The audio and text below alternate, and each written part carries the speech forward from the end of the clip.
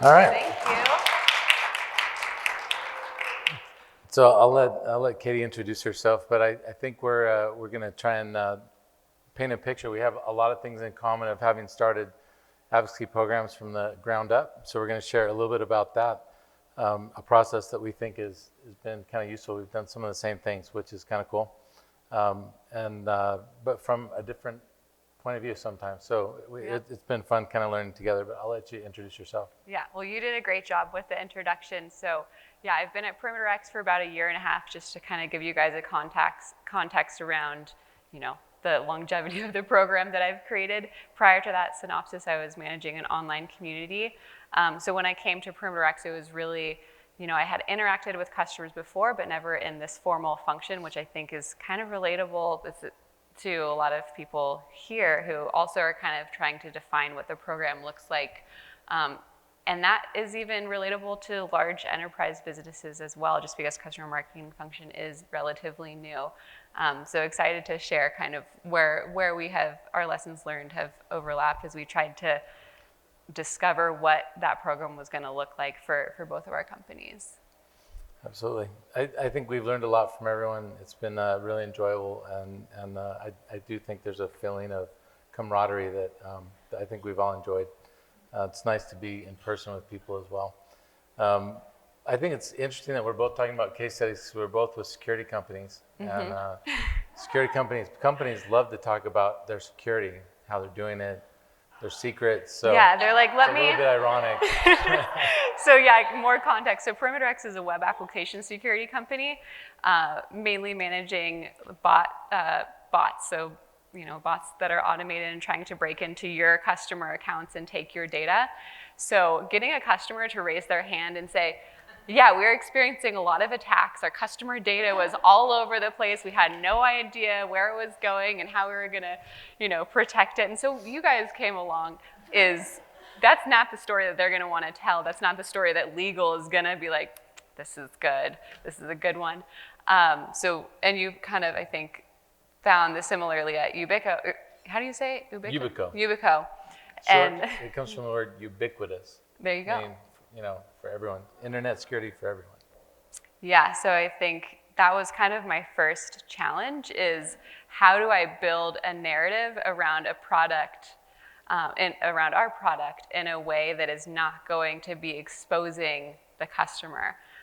So how I started that journey was listening to the customer scoping calls. So I'd kind of sit in and understand how the customer was describing the problem. So maybe they're not talking about direct attacks to their website, but they're talking about high volume of attack attempts. Or maybe they're not talking directly about like scraping content, but metrics. So if you have a bunch of bots on your website, even for marketers, you're gonna be seeing skewed analytics. So how do you make good decisions off of bad numbers? So trying to kind of find where that narrative, and it's a very fine line, right? You wanna be describing your company accurately and in line with your company message, but you also wanna do it in a way that's not gonna expose the customer. So understanding how they present the problem when they're trying to evaluate your solution was one way that I kind of like snuck in the back door and got to see what that sounded like for them. So I really like that you looked at the audience to understand that experience by listening. I think that's a really smart approach. With Yubico, when I came in, the first thing I wanted to do was level set and find out what content we had. So I did. I just looked at all the case studies, and you could tell that they were written at different times by different people. Some were really bad, and some were really, really good. But I wanted to go in a different direction, and so it's really interesting coming in and like I am the guru. Like whatever I say is what we're going to do. It's really kind of fun. I haven't had that. Definitely didn't have that experience at Adobe. Kevin and I were on different teams, and I love the picture that he was painting about measuring data. But at Adobe, we were looking at case studies, and they were looking at how much they were being accessed, and they said, we're going to stop doing case studies, which sounds kind of weird. And then we over pivoted in that direction. We kind of shifted at Adobe to more of a blog approach. And with that blog approach, that seemed to just have a shorter, more focused story. And then we realized we actually still need to do case studies. We went to a tiered approach, and with that tiered approach, they had kind of a featured case studies where it was a little more high level, there was more investment. When we weren't in COVID times, we would actually send a photographer on site to take a picture so we could have a really high quality image. When you ask people for images, you might get like one like that from me. It's not that great. Anyway, there was more of an investment there, and we'd shifted over to hero storytelling, and then the other stories they were similar in the scope, what we're trying to cover, and still might be hero storytelling, but wouldn't have as much investment with the layout, if you will, the design team. So coming to Yubico, what we found is we had a ton of high-tech stories, and we had a lot of gaps. And so I think one of the things that we both looked at was, let's understand the landscape, let's understand how we've been storytelling so we can then make adjustments, because I think finding the right content that meets your mark, like for Yubico, case studies are the most important thing. I said that yesterday. That became really clear, but the way I came to that conclusion is I have an amazing manager, and she said, I want you to start your job by, here's a document, it has all the information I think that's valuable, and it also had, these are the key people. I want you to start making appointments with them and do a listening exercise and ask them, what do you want in a customer advocacy program? And it was just every single time, like, we need case studies, we need more case studies, we need more case studies.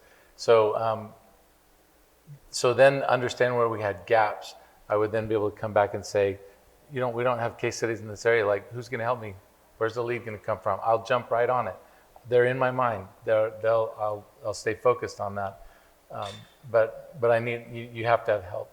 They're not gonna just come out of the woodwork, so. Yeah, and so just to kind of summarize, I think for both of us, the experience was, how do you day one, you step into this role, what is the first thing you do? What do you look at, what do you have, what are you working with? So what case studies do you have? How are they being used? How is the sales team getting value from those case studies? How can you measure that value that they're getting? And what are the gaps? So if you're gonna say that case studies are bringing value to the sales team, then you need to make sure that you have air coverage for them. And that was another thing we found at Perimeter X. We have a variety of different use cases. Obviously, some are more popular than others, and that was represented in the in the case studies that we had on our website. And so that's our job.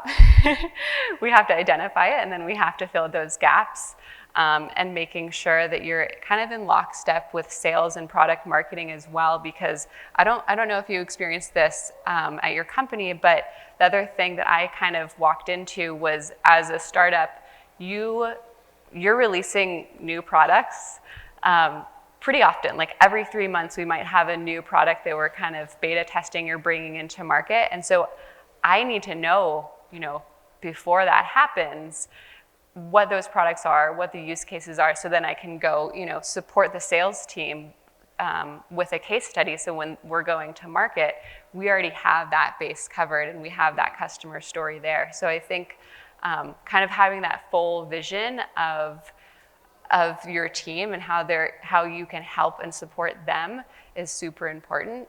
And then the other side of that is understanding your customer and understanding the value that telling their story has for them, is kind of like, that's, I feel like, where we both kind of started in both of our roles. So that was good validation for both of us to hear.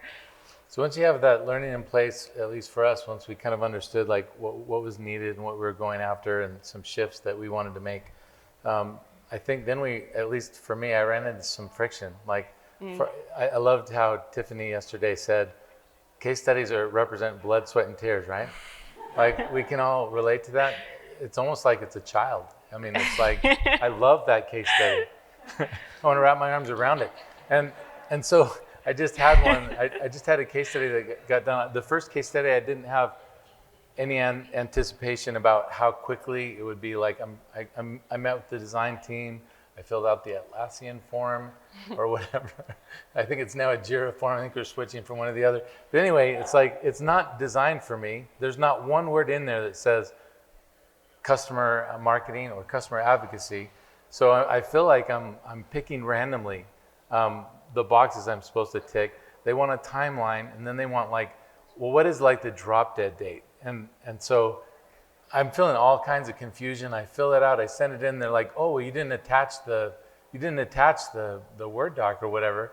I'm like, where was that? And so I had some personal friction of just trying to build new muscle memory. Mm-hmm. So then they send it back. They put it in where we put our things in brand folder. And then I have to send it over to the web team to get the web team to then put it live. So with my first story, when it took forever, I didn't really compute, like, there's some friction I've got to work out here. The second story, I had a much better sense. I still was confused with every step I just said. But I had a sense, like, after 2 or 3 weeks, I would move from one process to the other. And when it didn't happen, then I had to set up some meetings to kind of reverse that speed up that process. And I appreciate my manager. She went to the meetings with me, and she's like, if we're choosing, I'm part of the product marketing team. She said, if it's between product marketing and customer wins every time. Put it to the top every time. And I'm like, I didn't ask for that. She just did that on her own, which I really appreciate. So I think that's something else we have to work out. So we've heard some people talking about marketing operations.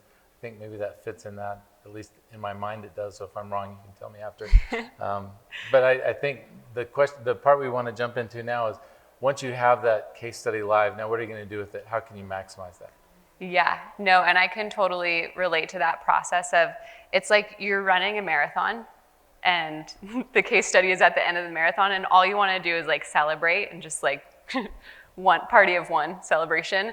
And then you realize, like, no, this is just the beginning. And so I think similarly to you, I really had to build out that checklist of like, so we have this asset.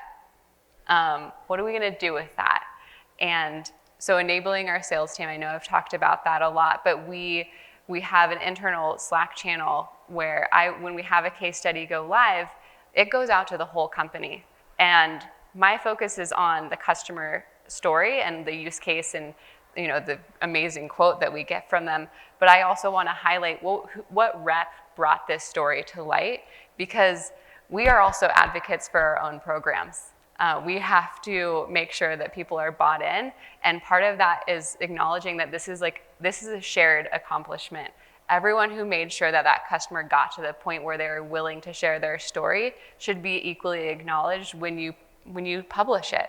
So that's kind of step one, and step two is also sharing with our sales and marketing team to make sure that they have that asset there and they're really willing and ready to share it. So we have, I think it's bi-monthly meetings with our sales team.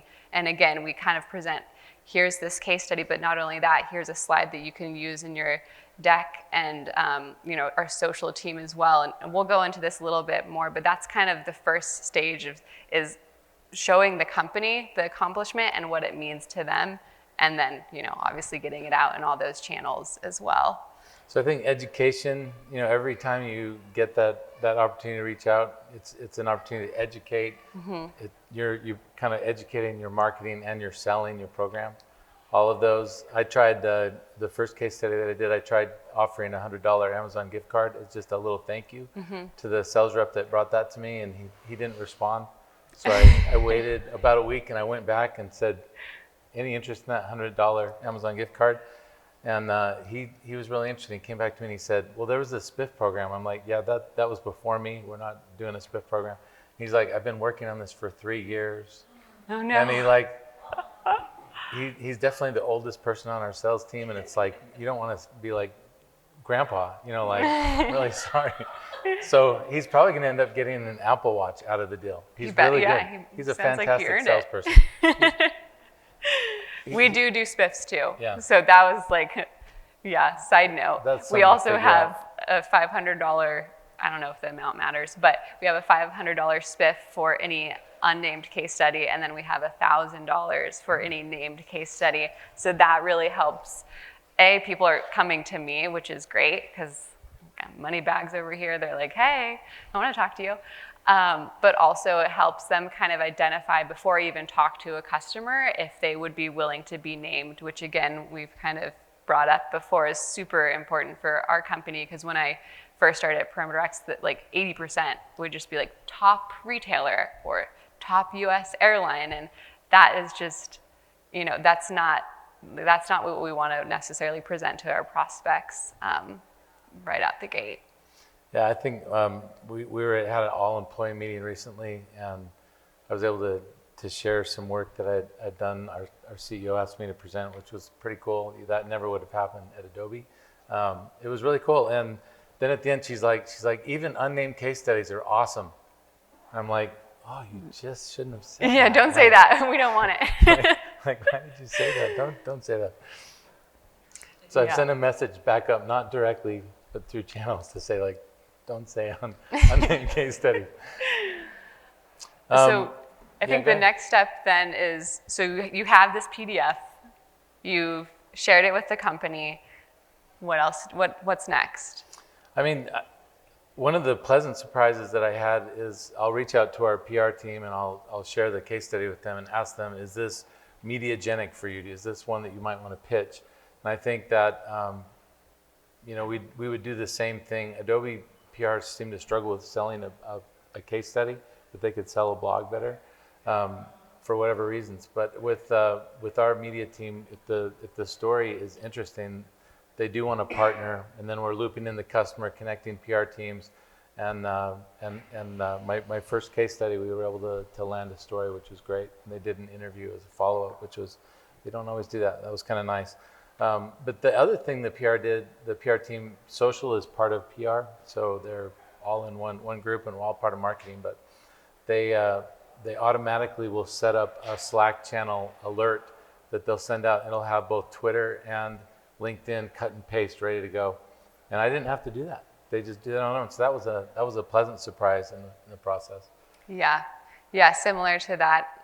Once I have, so first, I always say when I'm talking to customer success and trying to get a case study interview set up, I'm telling them it's a 30-minute phone call. Like, if we can't ask our customer, a happy customer, to talk for 30 minutes, how happy is that customer? And then they're like, well, no, they're happy, I promise. They can do that. So that's one way to kind of get that interview. But then we've also started doing video. So we do the video interview, and that's been huge, especially for security. For whatever reason, it comes across more as a personal brand testimonial versus speaking, about the company, because you're not leading with a logo, you're leading with a face. And then you can turn that 30-minute video into a 2-minute customer testimonial that you can share on LinkedIn or Twitter. You can do 5 seconds, 10-second snippets. You can turn those quotes into just animated quotes for social. So we've just found really unique, maybe it's not that unique, but creative ways to kind of use that 30 minutes with the customer. And we also leverage our partnerships. So I've also found that the case studies that we've done with our partners like Yoda and Amazon get approved faster. I don't know why, but there's something about that like additional kind of group mentality, having more eyes on it, that the customer is just a little more incentivized to give you that kind of thumbs up. So that's been really helpful as well. Yeah, absolutely. I think that along with the education piece and sending some kind of an alert out, it's also trying to create, one of the things I did is I created a repository where you can easily find the case studies. And in addition to that, I pulled out quotes, I pulled out the customer names. I used Airtable to do that, and I'm able to create a view that they can then just have all they have to do is bookmark that link, and any update is automatically fed into that, which is nice. So I found that was maybe a little too challenging. I really like it because you can go in, you can slice and dice, you can get a quick answer. Do we have this? Yes or no? So now I'm actually taking I want to take our case studies and create cheat sheets. I've started doing that based on verticals, so that it's a more visual way, and hopefully we'll see how that works out. But I think finding every possible way to get exposure to your case study gives you a chance to reinforce that we want more of these. These are helpful to you. No, help me help you.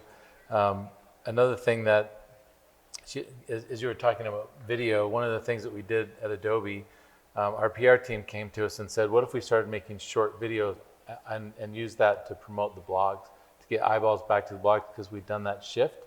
And so not a video where we're interviewing someone, it's taking the main points of that blog, putting that into a pretty simplified format, and then using really cool music, movement, and sound to then be able to help promote that. And they would put a little bit of social promotion, like sometimes $4,000 to $6,000, $8,000, sometimes $10,000. But I think the lowest video that we had, and we'd probably done, I don't know, 18 or so when I left, and the lowest was 250,000 views, and somewhere over 1 million. So Wow. That's a pretty good return. We used an outside agency. So one of the things I wanted to do at Yubico was to try that same approach. So I went with an existing case study that's around 2 products that are newer for us that we're wanting attention on. And I just wrote a script based on that case study. I sent it into the customer. Actually, I talked to the customer and said, would you okay with us doing that? Do you want to review the script? And they said, nope, just send us it when you've created it. And we have an in-person videographer that's fantastic. I sent him 2 examples from Adobe, and he created that video. I was able to send that in, and it was approved 100% on the wording by the customer, which was pretty amazing to me. And they just said, please, that we asked for some of their video. They gave us some video resources that we used in there, and they said, please change out these two little, swap out these 2 little areas.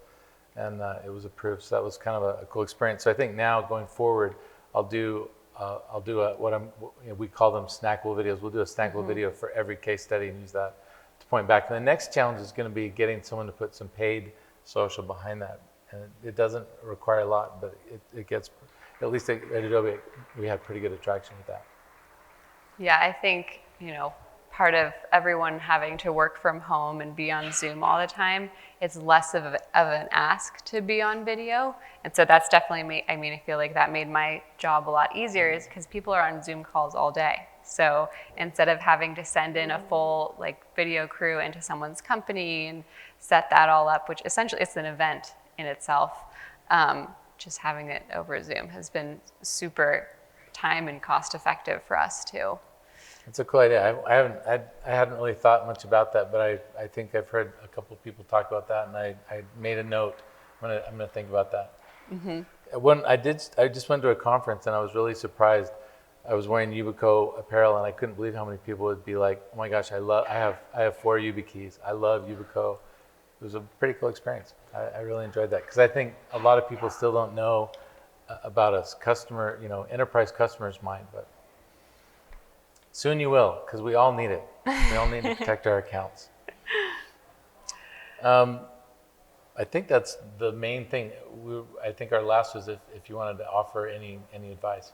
Oh my goodness. So I think the advice I would give myself 14 months ago is get that internal alignment and kind of value prop and buy-in kind of step 1. Otherwise, you're going to be swimming upstream. And I think someone mentioned, I don't know in what context, but resilience is really important in a role. And so just being aware that, the North Star is always going to feel far away. So make sure that just because the North Star is far away, you're celebrating those wins along the way as well, so that you don't get burnt out, because it can be an uphill battle to build a function from the ground up. So be patient with yourself. I think my thoughts are a lot of what we've already heard, which is getting that internal buy-in and alignment is really important. Focusing on what is most needed to help the business. And then, as you define what that success looks like, I think celebrating along the way is a good idea.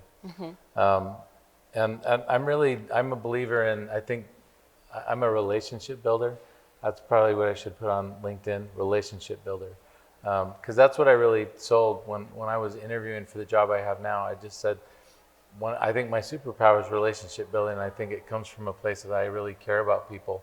So when I'm doing an interview for a case study, I'm fascinated by what that person has to share and what they've gone through. A customer told me that they rolled out YubiKeys in 3 weeks to their entire organization that are in multiple places across the state of Wisconsin and 2 adjoining states. And I was just like, mind blown, like 3 weeks? That's fantastic. I'm like, how did you do that? Let's, talking about unpacking something. I'm like, I want to understand. How did you do that? How can we replicate that?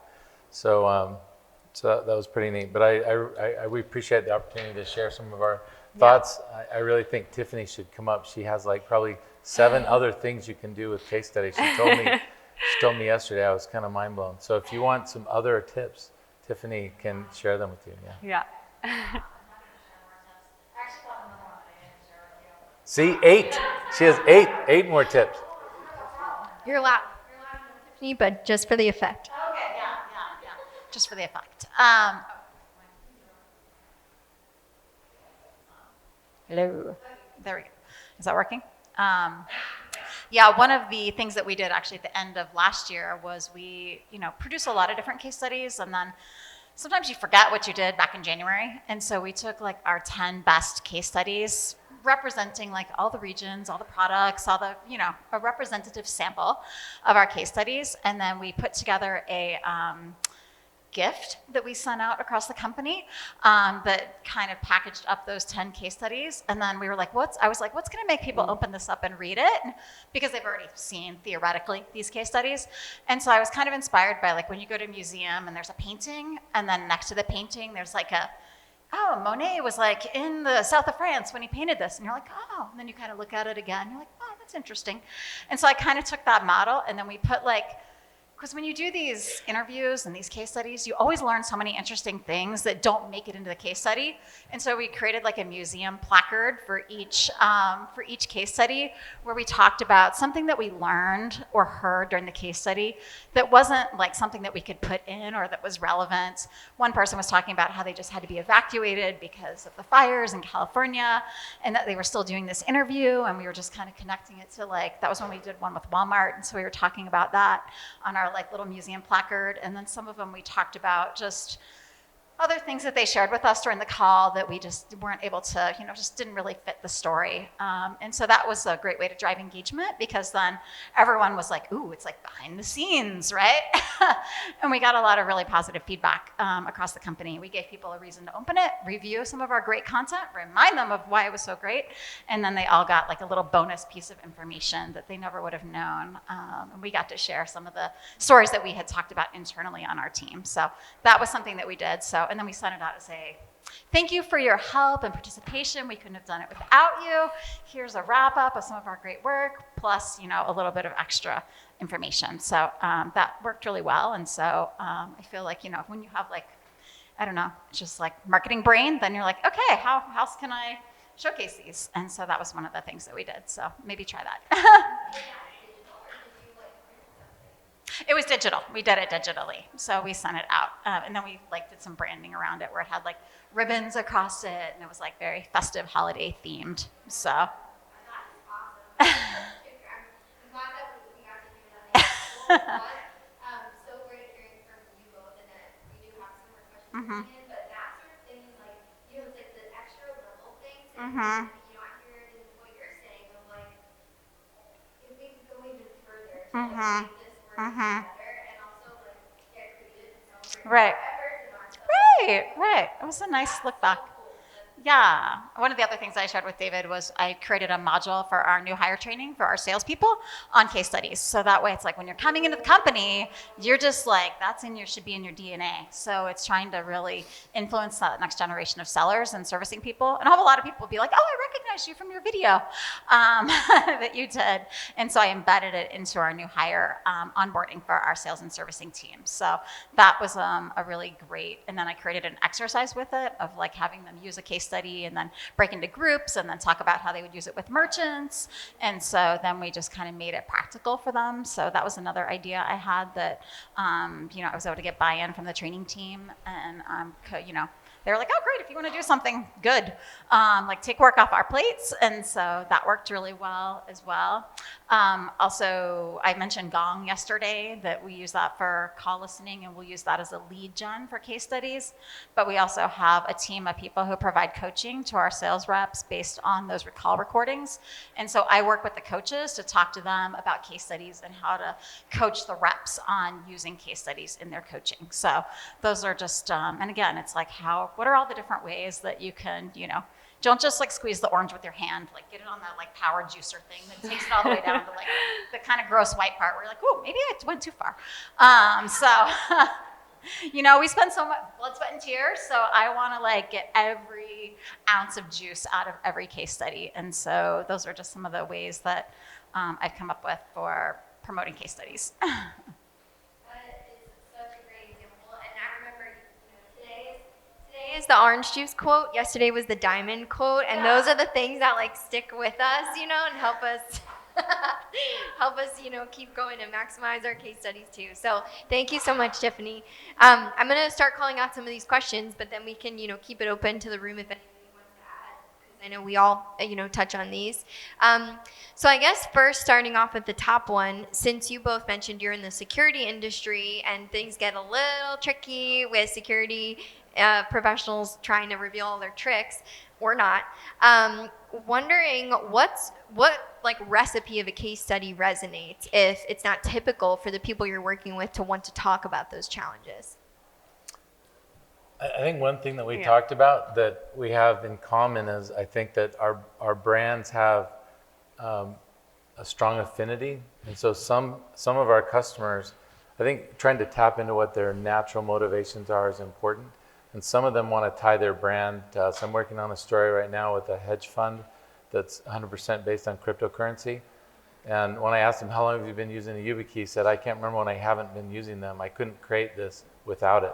They're using it to help with privileged access, meaning to be able to get into their systems, but they also have them set up for, he said, heaven forbid, but if I died in a plane crash, my partners could use a YubiKey for business continuity, and they can, he said, then dissolve the fund is what he said. But that was just two interesting use cases. But I think for me, the biggest thing is trying to tell a story about the customer, and then inserting the person that I'm interviewing or people into the story is one of the ways that's been helpful. Focusing on them and us getting more of a halo effect than trying to make it all about the YubiKey. That's a good takeaway and great advice. How does that show up for you, Katie? Yeah, I think like you're saying with that hero narrative, so following the customer and their experience versus trying to kind of fit in your product and the threat solution results. And again, also focusing on the benefits versus saying, we prevented, or like the site was getting attacked.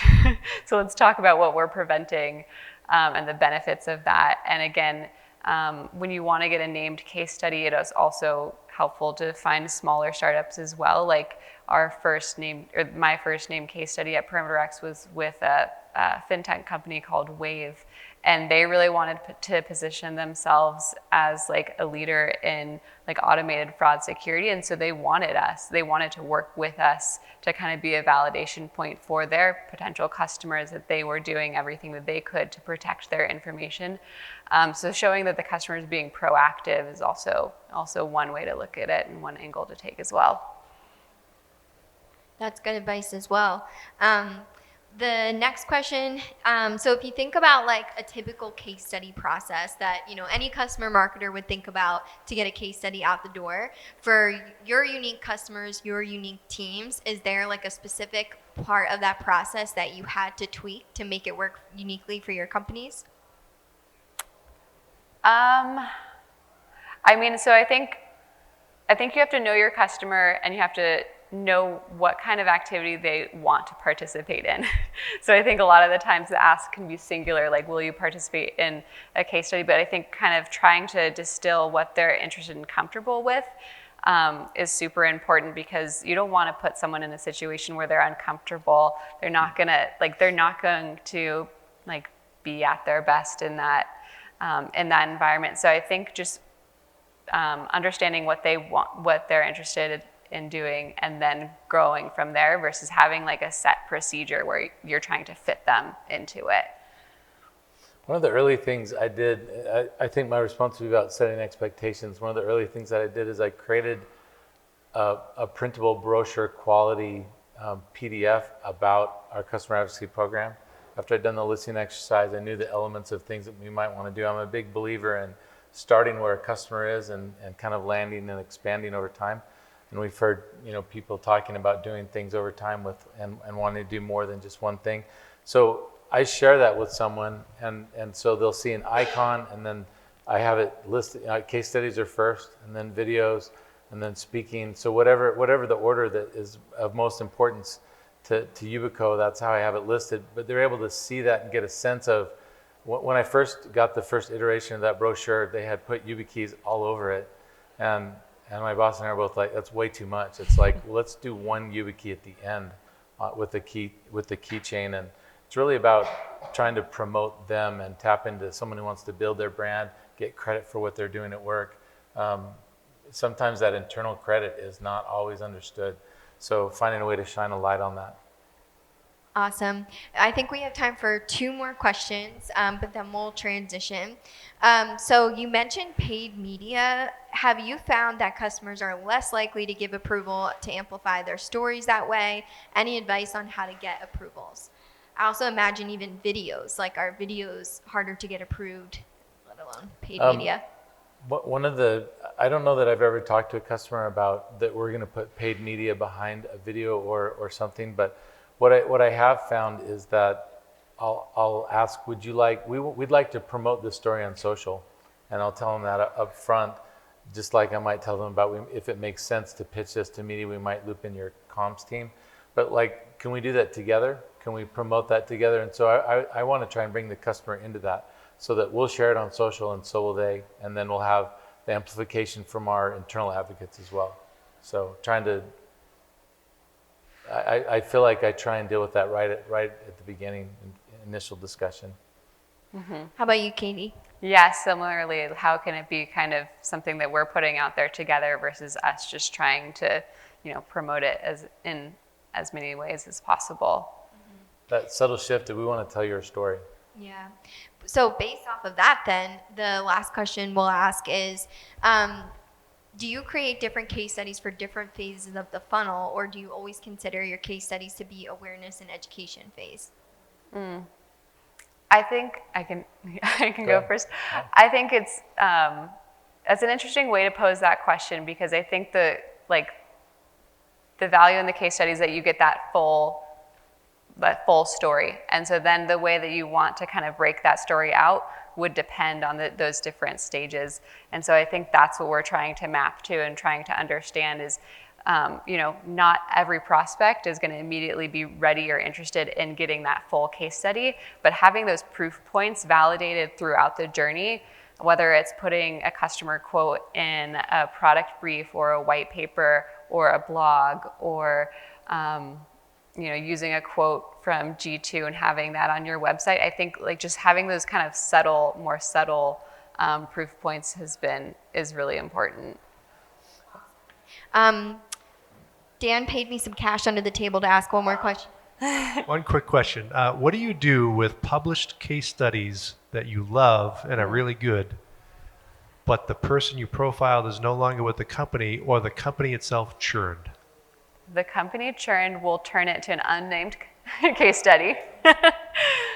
If the champion left, let's hope that we didn't put their name all over the place. And what was the third part of your question? Okay. Yeah, that's what we do. If I'm going to be honest, I did a video with Hyatt, and we did a case study as well. And the C-level person that we interviewed left, and we left it up for a long time without making any changes at Adobe. Yeah, video is tricky to anonymize. We heard about an 18-month case study, was it? Someone was saying yesterday? Yeah. The longest one I ever had was with a financial services company. It took 13 months, and like 3 weeks after it was published, they were acquired. You're just like, no. Like, you gotta be kidding me. Yeah. And I think at some point I think we just pulled it down. But yeah, that's really awkward. That's the downside of hero storytelling. So that was super helpful, and I feel like really grounded all of us as we're, getting towards this end of day 2 in this event, because it's a challenge we all have, and I think we got some really new creative ideas. So thank you Yeah, so thank much, you guys. Katie and David. Everybody, round of applause. Thank you.